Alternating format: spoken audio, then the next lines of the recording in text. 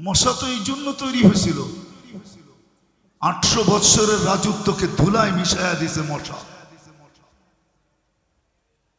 সারা দুনিয়ার রাজত্ব যার হাতের ভিতরে ছিল। 800 বৎসরের ভিতরে কোনো অপোজিশন পার্টি ছিল না। নমরুদের আমলে 400 বৎসর জুতার বাড়ি ছাড়া, 400 বৎসর জুতার বাড়ির সাথে। দুনিয়ার ইতিহাসে একটাই মশা পাওয়া যায়, তাও ল্যাংরা, যার বয়স দিছিলেন আল্লাহ 400 বৎসর। মশা তো এই জন্য না যে আমাদেরকে কাটবে আর ডেঙ্গু বানায় হাসপাতালে শোয়ায় দিবে। ইতিহাস উঠান, মশা তো এই জন্য তৈরি হয় নাই। মাথার হুকুম তো এই জন্য তৈরি হয় নাই যে আমাদের মহিলাদের মাথায় উকুন হবে আর সারাদিন মাথা চুলকাইতে থাকবে। মাসে 3 বার উকুন নিদন সাবান ব্যবহার করতে থাকবে। এই জন্য তো উকুন তৈরি হয় নাই। কোরআনে কুম্মালা আছে, উকুন কুম্মালা, কোরআনে এই শব্দটা আছে। তো ফেরাউনের জাতিকে শাস্তি দেওয়ার জন্য আল্লাহ তৈরি করছিলেন। চিৎকারের ফেরেশতা তো এই জন্য তৈরি করেন নাই যে জীবনে একবার চিৎকার দিবে তারপরে নাকে তেল দিয়ে ঘুমাবে। বাতাসের ফেরেশতা তো এই জন্য তৈরি করেন নাই যে কওমে আদকে খেজুর গাছের মতো শোয়া রেখা দিবে আর বাকি জীবন উদাসীন জীবন কাটাবে। আমি আসল কথায় নিয়ে যেতেছি, মুসলমান সারা দুনিয়ায় নির্যাতিত কেন? মুসলমান বলবো না, আমি উম্মতে মুহাম্মদী, যে উম্মতকে আল্লাহ বিশেষ রহমত দ্বারা উম্মতে মুহাম্মদীর অন্তর্ভুক্ত করলেন। আমরা উম্মতে মুহাম্মদী সদিচ্ছায় হই নাই। মুসলমানের ঘরে আমাদের অস্তিত্ব সদিচ্ছায় না, এটা মানতে হবে। আল্লাহর সবচেয়ে বড় রহমতে খাস, বিশেষ রহমত, ওটার মাধ্যমে মনে হয় নির্বাচিত হয়ে আমরা মুসলমানের ঘরে। অস্বীকার করতে পারবেন? এর চেয়ে বড় বিশেষ রহমত আমরা উম্মতে মুহাম্মদী।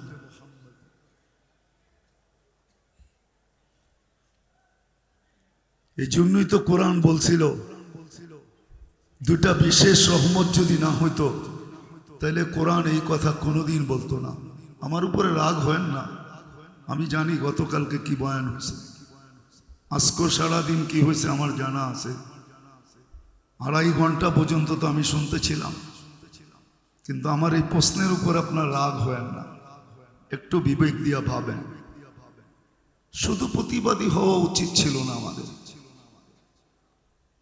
সাথে সাথে আল্লাহর দরবারেও ধর্ণা দেওয়া দরকার ছিল। 2 রাকাত সালাতুল হাজত যদি পড়া বলতাম, মালিক প্রতিবাদ করতে পারি করলাম, কিন্তু আসল মেসেজটা তোমাকে দিয়া দিলাম। কেননা আমরা 7 সমুদ্র 13 নদীর এই পারে, আমাদের ওই পর্যন্ত পৌঁছা সম্ভব না। তোমার কাছে মেসেজটা দিলাম, তুমি দেখা রেখো। এতগুলা মানুষ, আমার মনে হয় এই এলাকার কেউ পড়ে নাই, পড়লেও 2-1 দিন পড়ছে, যে ওই পর্যন্ত পড়তে থাকবো যেই পর্যন্ত সমাধান না হয়। যা হোক, যেটা আমি বুঝাইতে চাইতেছি, আমি একটা দিকে আপনাদেরকে নিয়ে যাইতে চাইতেছি। আল্লাহ করুক আজকে সবার বিবেকের পর্দা খোলুক। আমি বিবেকের পর্দা খুলতে চাইতেছি।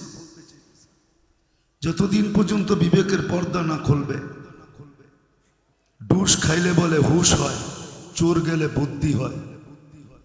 হুশ যতদিন পর্যন্ত না ফিরবে, বুদ্ধি যতদিন পর্যন্ত না আসবে, আমরা নির্যাতিত হইতেই থাকব। এতে কোনো সন্দেহ নেই। আমি নিয়ে যাইতেছি, আপনাদেরকে দেখাবো। আমি অল্প সময়ের ভিতরে কথাকে গুছায় নিব। আমার দিল যে ভাঙ্গা না এমন না, বা আমি যে বিরোধিতা করতেছি এমনও না, আমার দিলও ভাঙ্গা। ভাঙ্গা না হইলে এই কথাগুলা বাহির হতো না।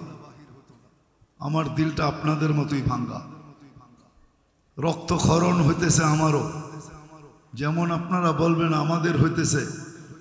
এই জন্যই তো আমরা চিৎকার দিতেছি, আপনারা একভাবে চিৎকার দিতেছেন, আমি আরেকভাবে দিতেছি। সবার চিৎকারের ধরন যে এক হবে এমন না, ঠিক না?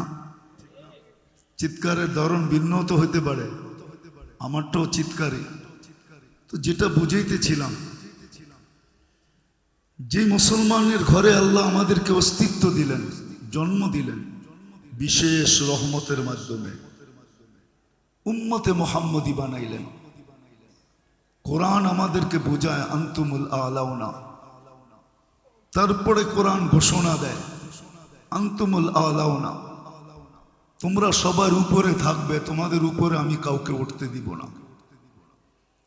কোরআন বলে উলাইকা লাহুমুল আমান, নিরাপত্তার চাদরে তোমাদেরকে আমি বেষ্টিত রাখব। কোরআন বলে লাহুম রিজকুন কারীম, তোমাদেরকে আমি ক্লান্তিহীন লালিত পালিত করব। হাদিস যদি দেখি তো হাদিস আরো কিছু বলে, লারাযাকাকুম কামা ইয়ারযুকুত তাইর, পাখির মতো তোমাদেরকে পালব।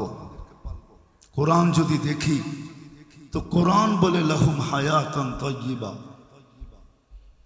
সুখ শান্তির জীবন আমি তোমাদেরকে দিব। কোরআন বলে ইন্নাল ইজ্জাতা লিল্লাহি ওয়া লিরাসূলিহি ওয়া লিল মুমিনিন, ইজ্জতের মালা আমি তোমাদের গলায় পরাবো। কিন্তু আজকে যদি পটভূমি দেখি তাইলে বিলকুল কোরআনের বিপরীত দেখা যায়। যে শব্দগুলো আমি বললাম, আজকে সারা দুনিয়ায় মুসলমান নির্যাতিত, নিষ্পেষিত, অবহেলিত, দীক্ষিত, ঘৃণিত, লাঞ্ছিত, বঞ্চিত, সবচেয়ে নিকৃষ্ট।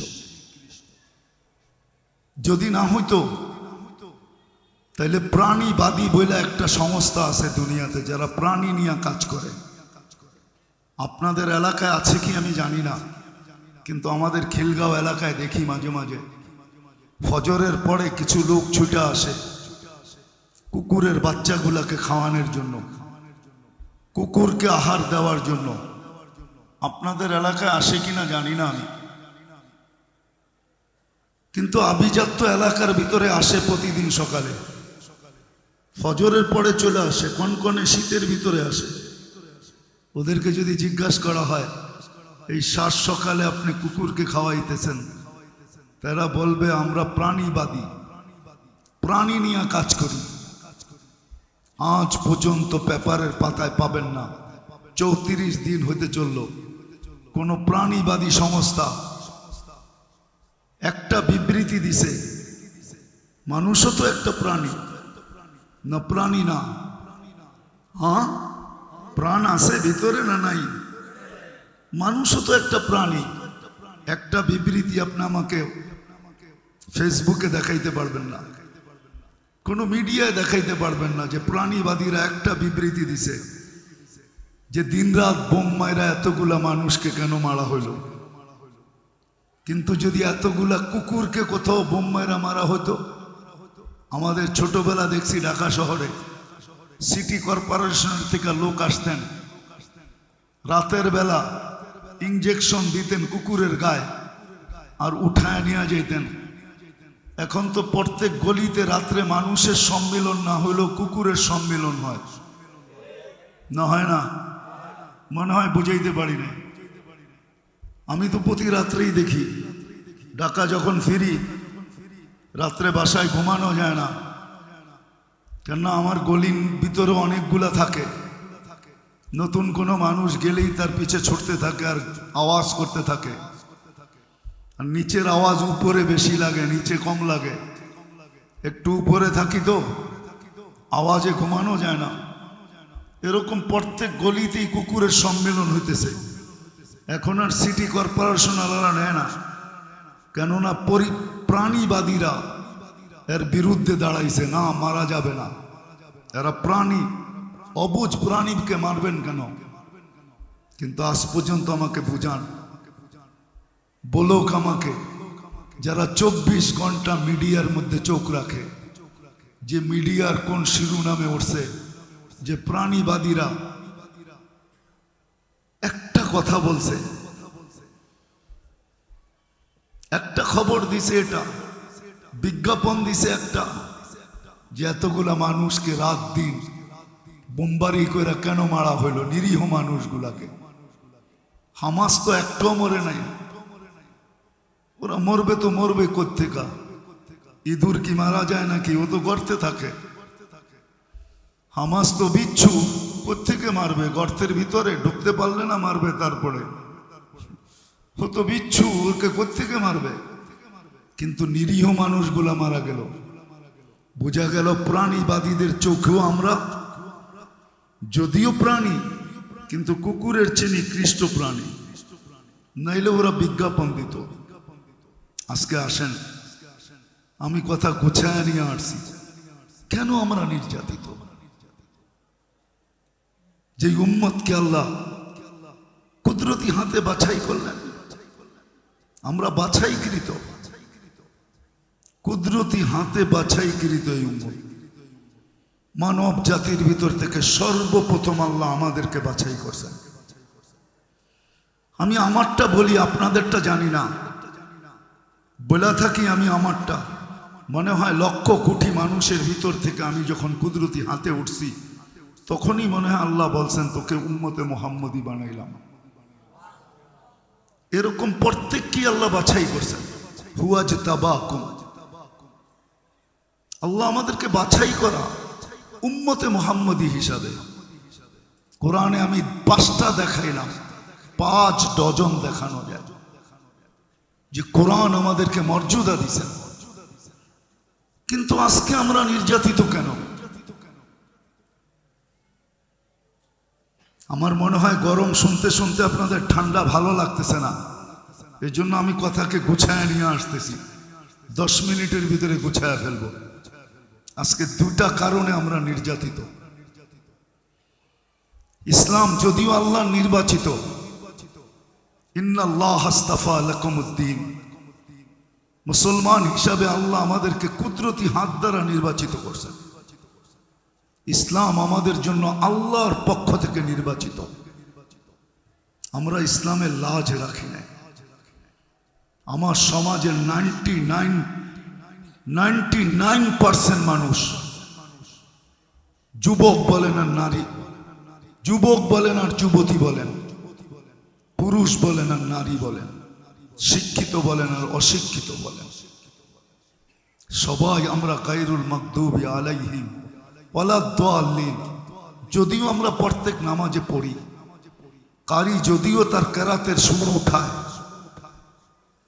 ইমাম সাহেব যদিও তার কেরাতকে বিভিন্ন অঙ্গি ভঙ্গিতে পড়তে চায়, কিন্তু আমরা শুধু মুখে বলি। কিন্তু গায়রুল মাগদুবি আলাইহিম ওয়ালাদ-দাল্লিন এর ইশকে আমরা মাতাল। ভালোবাসায় আমাদের এই মনটা ভরা। আমরা ইসলামের লাজ রাখি নাই, ইজ্জত রাখি নাই। ইসলামের ইজ্জত যদি আমরা রাখতাম, তাহলে আবাবিল ডানা মেলা কোনোদিন উঠতো না। আবাবিল আছে দুনিয়াতে না নাই? জানেন? যাই না বলতেছেন না? না যাই না? হজে গেছেন কেউ এখানে? কে হজে গেছেন? হাত উঠান তো। হজে গেছেন না? রাত্রে দেখবেন হেরেমের উপরে ছোট ছোট কতগুলা পাখি ঘুরতে থাকে, ওইটাই আবাবিল।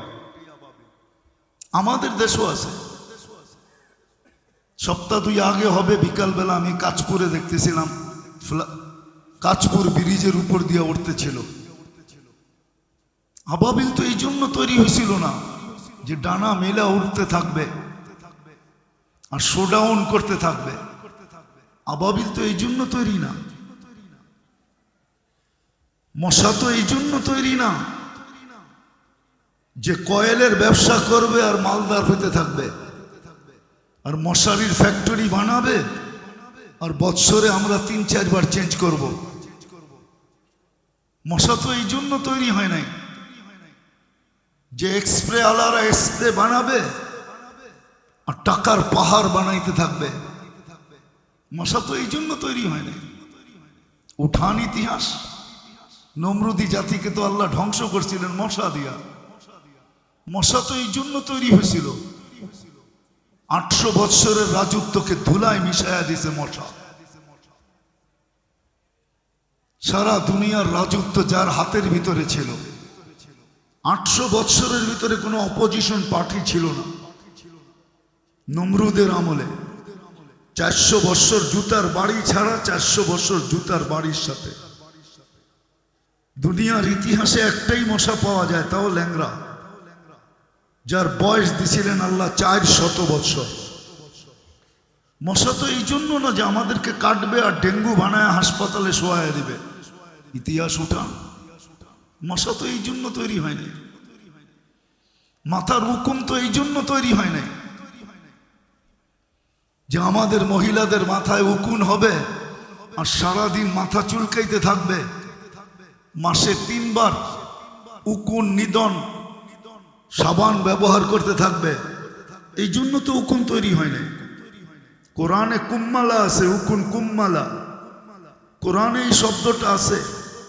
তো ফেরাউনের জাতিকে শাস্তি দেওয়ার জন্য আল্লাহ তৈরি করছিলেন। চিৎকারের ফেরেশতা তো এই জন্য তৈরি করেন নাই যে জীবনে একবার চিৎকার দিবে তারপরে নাকে তেল দিয়ে ঘুমাবে। বাতাসের ফেরেশতা তো এই জন্য তৈরি করেন নাই যে কওমে আদকে খেজুর গাছের মতো শোয়া রেখা দিবে আর বাকি জীবন উদাসীন জীবন কাটাবে। জিবরিল তো এই জন্য তৈরি হয় নাই যে ডানা মেলে আকাশে উঠতে থাকবে। এখন তো আর ওহির বাহক না উনি। আমাদের নবীজি চলে যেতে দেরি, তাইলে হাদিসে এই কথা কেন আসতো?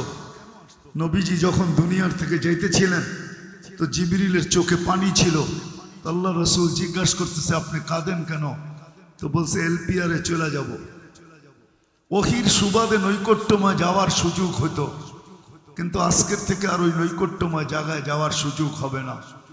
কেননা ওহি আনার প্রয়োজনও হবে না। আপনিই তো সর্বশেষ নবী, নবুয়তের ঘরের তালা আপনি। খাতামুন নবিয়িন মানি নবুয়তের ঘরের তালা, সিলগালা। আপনি তো সিলগালা, আপনি তো তালা। কেউ বাহিরও হবে না, কেউ ঢুকবেও না। বিনা আমি এলপিআরে চলে যাব, এক নৈকট্যময় যাওয়ার সুযোগ হইতো আমার। এই জন্যই চোখে পানি। 1.25 লক্ষ নবীদের দুয়ারে আনাগোনা ছিল, সবগুলা বাদই দিলাম। আপনার মতো সৃষ্টির সর্দার, সৃষ্টির রাজা, দুজাহানের বাদশাহ, কিয়ামতের মাঠের রাজা, আপনার দরবারে আনাগোনা ছিল। প্রাপ্ত বয়স্ক থেকে নিয়ে এই 63 বছর বয়স পর্যন্ত আমি আপনার পাশে পাশে ছিলাম। আর সত্য এটাই, আল্লাহ রসুল যেদিন জন্ম নেন ওদিন মিকাইল আলাইহিস ইসলামকে আল্লাহ বডিগার্ড হিসাবে নির্ধারণ করেন। যেদিন আল্লাহ রসুল প্রাপ্ত বয়স্ক হন তো জিবরিল আলাইহিস ইসলামকে আল্লাহ অ্যাড করেন যে তোমরা আমার বন্ধুকে পাহারা দিবে 2 জন। বিদায় আজকে মনের ব্যথায় চোখে পানি। এখন তো আর ওনার ওহী আনতে হয় না।